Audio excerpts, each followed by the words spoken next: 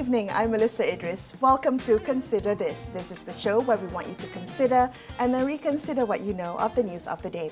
Malaysia is expected to become a high-income country by 2030, but a new World Bank report suggests that high-income prosperity may not yet be within reach of for many Malaysians, given the current levels of inequality.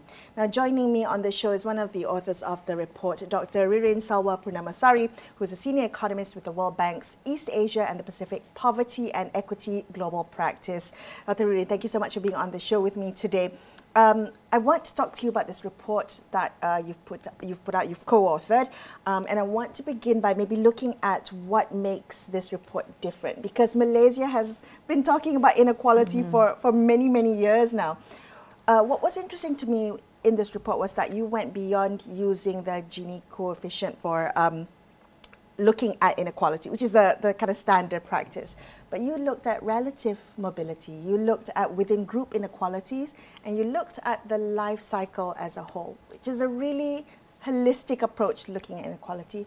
Can you begin maybe our conversation by talking to me a little bit about that? What makes this report new? Why was it necessary to use these approaches? And what did it reveal to you about, what did it reveal that the other measures didn't reveal previously? Thank you, Melisa. Thank you for having me. I mean, it's a great pleasure to be able to talk about inequality in Malaysia. This is like, even though this is like new in Malaysia, but actually this is also something that's concerning globally, right? You're right that Malaysia has been talking about inequality for a long time.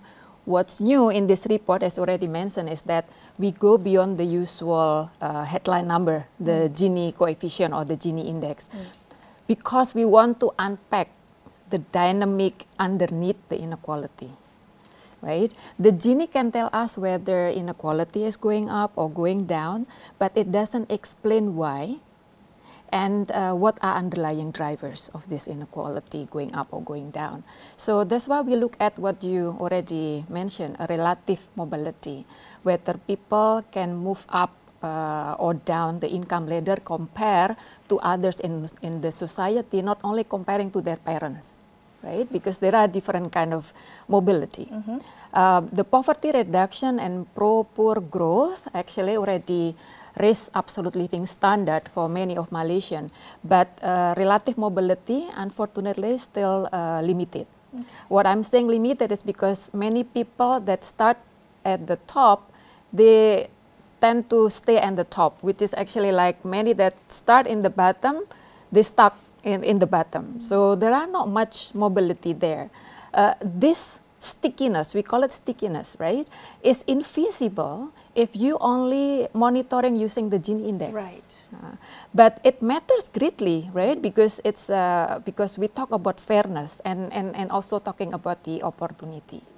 The second new thing that actually we looking at here is also what you said. We examine within group inequalities. I mean, traditionally, focus on inequality have been on between groups, like for example, between Bumiputra Chinese or Indian, between men and women, between rural and urban. But not all Bumiputra are poor, right? Not all rural households facing the same challenge. Not all women have the same issues that they have to encounter. So only by looking at group average, like like comparing between groups, must differences within groups, and those who are struggling within groups, right? If we only rely on broad groups categories, policies risk becoming too general and more likely only address or reach those that are actually already better off.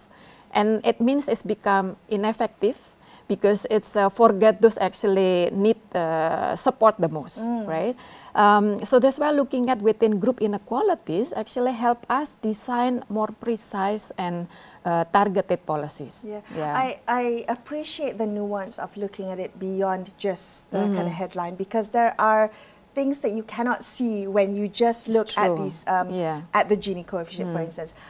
So, what are the important data Actually, points? Oh, yes. No, because you also like already asked me about the life cycle approach, no? Yes, yes, that's right. Because before go further, because this is also important. Why life cycle approach? Correct. Yeah? Not the other approach that we're actually trying to use here. Because inequality is not just about where you are today. It's about how advantages and disadvantages actually accumulate over time. So throughout the life cycle, gaps in early childhood nutrition or education can translate into lower wages in adulthood, right? So the life cycle lens reveal how disadvantage at one stage of life actually can carry forward into the next and have make a limit opportunity across generation. It compounds. It's compound over time, right? So when it doesn't start right in the beginning, it's going to be carried over till the adulthood or even until elderly. Which explains what you were talking about, the stickiness of the poor not being able to have the social mobility. Exactly. I want to talk a little bit about how inequality has changed, because we have some new data that's come out from the household income expenditure basic humanities reports. So we have the survey data from that. And what's particularly interesting is it covers that post-pandemic period. So when we think about what you've watched, how you've watched inequality change, what has surprised you most about some of the patterns that emerged? Yes, so actually in the past 2 decades, Malaysia has made a real progress, right? I mean, in reducing inequality. But as you perhaps already know, the story more nuanced than just the headline numbers suggest. If you look at the Gini index, actually in the late 70s is as high as 60, and then today it's just under 40. So it's huge. It's huge decline. Yes, reflecting there has already been pro growth and broad-based improvement in living standard of most of Malaysian, right? Poverty dropped sharply, more Malaysian move into the middle class. But in the past decade, actually, the reduction is slowing down. What stands out in the post-pandemic data is that inequality, while lower, actually remain high compared to the international standard. So at 39 today, the Gini that Malaysia has today is just below the World Bank threshold for high inequality of 40. And actually, this is well above the average of countries that just recently transitioning into high-income country and the OECD countries that roughly around 30s. So 30s to 39. So it is like really a huge gap. The 2022 HISBA data that you mentioned actually also highlight the pressures on the working household, because working is the way how you really move the ladder, right? So who's nearly 2/3 of income of the household actually come from the paid employment. However, the median wage of the individual here in Malaysia is only about 2,600 ringgit Malaysia. And this is just only above the poverty line of 2,589 ringgit Malaysia per household. That's the median. It is very, the median versus the poverty line. So the post-pandemic pictures is one of progress, right? We see already progress on the living standard, but also tell us about the vulnerability and uneven opportunity. Inequality today is actually less about poverty, only about poverty, right? Inequality today is also more about mobility, about, as you already mentioned, income concentration at the top, right? And also that the pressures on the middle class. So this dynamic matters because they affect not only economic resilience, but also public confidence that growth is broadly shared and that everyone has fair chance to advance. But the good news is, Melisa, I mean, DOSM is just recently completed the 2024 HISBA data. I think it's going to be released soon, perhaps end of this month. So I think it will be interesting to measure these indicators against, and I'm quite hopeful to see more progress and stronger bounce back from the pandemic. Okay. And also because the other thing that actually not missed, but I think also worth to mention, what's new from our report that beyond that I just or we just discussed earlier is the fact that also together with DOSM, because data is very powerful. Yeah. No? Together with DOSM, we also conducted a perception survey. Like 10,000, more than 10,000 Malaysian, and actually this is one of the biggest such survey that I've conducted globally. Wow. So I think Malaysia should be proud of it, DOSM should be proud of it. So this perception survey actually captures how Malaysians view about inequality and mobility. Unfortunately, concern about inequalities has been rising. So today, about 70% of Malaysia thought that the gap between the poor and the rich are actually very wide, which is actually up from about 50% of Malaysians think about it, a decade ago. Wow. Right? And so that's why we brought perception here, because it matters. Policy only succeed if people believe there are fairness and that effort really rewarded, right? So listening to these voices actually provides not just evidence of inequality, but insight into how it is experienced by people. Yep, and this is essential for shaping policies reflects people live realities. Right? 100%. I want to delve deeper into this because you're right. The perception of inequality is so important in how we address it. But we also have to understand the types of inequality. So we've talked a lot about kind of income inequality, but I want to delve deeper into the inequality of opportunity, which you alluded to earlier, Ririn. We often think about inequality is, a lack of effort or a lack of like bad choices, or a result of poor choices. But talk to me about inequality of opportunity, which means that there are, missed opportunities. It's predetermined circumstances in life. And your report says that it accounts for over 60% of income inequality in Malaysia. Help me understand the significance of that. Yeah. So inequality of opportunity is actually at the heart of Malaysia inequality challenge at the moment, right? While inequality is often seen as today income gaps, actually what I already mentioned earlier, what matters is whether everyone has a fair chance to advance through their own effort, right? So in Malaysia, predetermined circumstances actually still really play a big role, large role. What is the predetermined circumstances? It's like the parental backgrounds, what kind of the parents' income, where the parents' occupation, where you born, your gender. So this is like the factors that actually beyond control of this individual, but then contribute a lot in shaping the future, right? The opportunity of the persons. So the numbers are actually even striking, Mel. So the Gini index that Malaysia has currently actually is not far from the US, right? But when we're talking about the inequality opportunity, in Malaysia, it's actually like twice as high as in the US. So that means it shows that the predetermined circumstances really weigh heavily on the people here rather than in the US, right? And as you said, 60% currently the inequality opportunity that explain the total market income inequality today in Malaysia, and just to be aware that this is among the highest in the world. So, and more importantly, because it has consequences, right? Not stop there. It has serious consequences. It means mobility is harder because effort and talent alone cannot overcome structural barriers. If you are born into a poor household, and then your chance of moving up is going to be harder, not because of your lack of hard work, but because opportunities like good school, good healthcare, networks, jobs are not evenly distributed.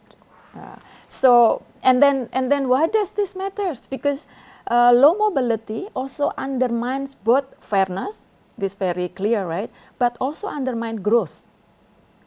So poorer people might lose confidence if they know that you know, it doesn't make sense for them to keep trying to help themselves to improve. Exactly. Well, the rich might grow complacent, right? Because they already enjoy all the privilege, right? And from the growth perspective, you know, it means the country is not making full use of its human capital, right? Because like talented individual, it depends where they were born, right? Yeah, exactly. Talented individual who born in the lagging regions, for example, might be held back simply because of where they started in life, because they do not have a good access to education, which carry over to not much pathways to good jobs and so on and so forth. So that's why the reducing inequality of opportunity is very essential to strengthen mobility, to enhance growth, you know. And well, thank you for highlighting. That was really, I think, a really important nuance that we should pay particular attention to. You talked a little bit about mobility, economic mobility, which I think is, you know, equally as important as talking about inequality. The report pointed to the fact that Malaysia has been successful in fostering absolute economic mobility. So there's some movement there up the ladder. But you talk about relative mobility still being very low. Can you explain what that means in terms of opportunity in Malaysia? So yes, mobility, there are two types of mobility. So there is absolute mobility, there is a relative mobility. So mobility is as important as inequality because it's so whether people are actually really change their position in the society. You read that, you read that when in terms of the absolute mobility, Malaysia has done well. I mean, like today, I mean, you also know yourself and others here, you know, in the studio and people out there, nearly that all Malaysians today actually already enjoy more education, better health, work in a higher skill jobs, you know, I mean, in general, greater comfort than their parents or their grandparents, right? Compared to previous generations. Exactly. So it is indeed a reflection of decades of growth and investment in the human development that been done in this country, right? Kudos for that.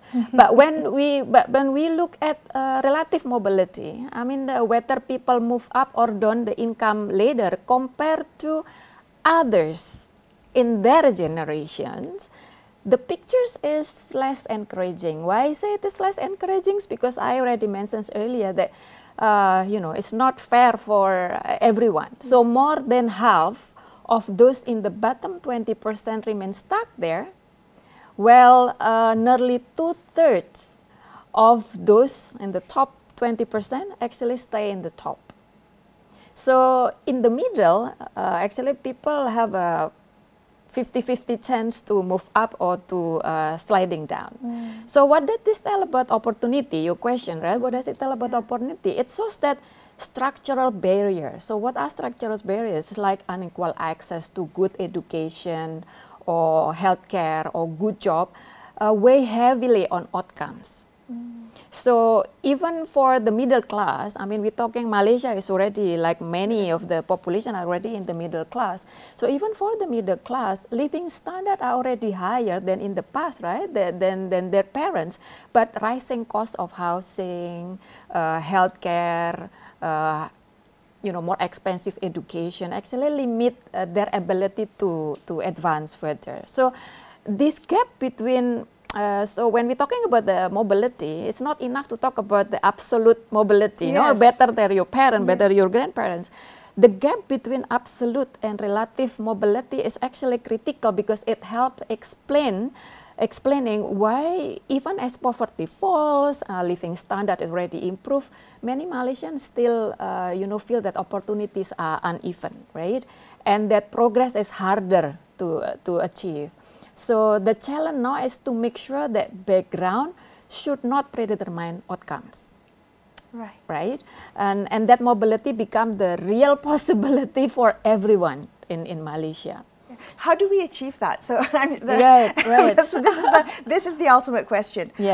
What did the report recommend in terms of policy interventions to make sure that we are addressing all the nuances of inequality and mobility? Yeah, Samuel, I mean, if, I'm glad that you already read the report.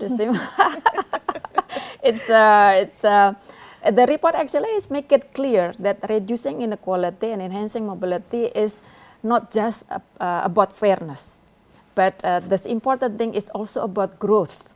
Everyone is care about growth, no? A greater mobility actually encourage people to invest in their own education and skill. And then what? It broaden economic participation.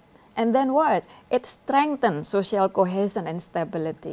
So in other words, equity and growth is actually hand in hand, right? And Malaysia already recognized this. Happy to say, I'm so glad to see this. You know, the 13 Malaysia plan that just released last month, right? Actually, it places enhancing social mobility or increasing social mobility as one of its 4 pillars. So this is like really a signal of national commitment to making growth more inclusive. And even more, actually embedding mobility in the national agenda also provide frameworks to align reforms in education, reforms in healthcare, labor market, and social protection go together toward building a fairer and more dynamic society. So this is very good news. Encouraging. I mean, like, yes, it's very encouraging. Yes. So again, try to talk deeper about what I'm talking about, about what kind of this policy it is. So the first priority is strengthening equality of opportunity, starting early in life, because we come back to the life cycle approach, right? So have to start early in life. Well, access to basic education and healthcare in Malaysia has already improved massively. It's already advanced. The challenge now is more about close the quality gap. Close the quality gap. Close the quality gap.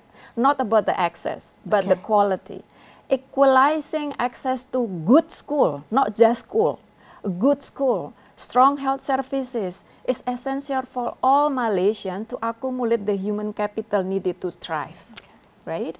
And then second is about skills and jobs.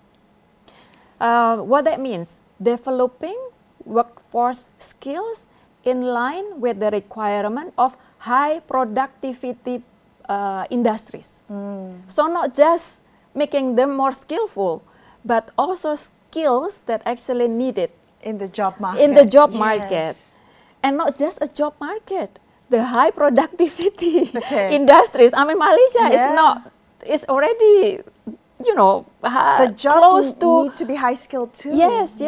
And this is also need to be accompanied by the creation of more high skilled jobs. It is critical.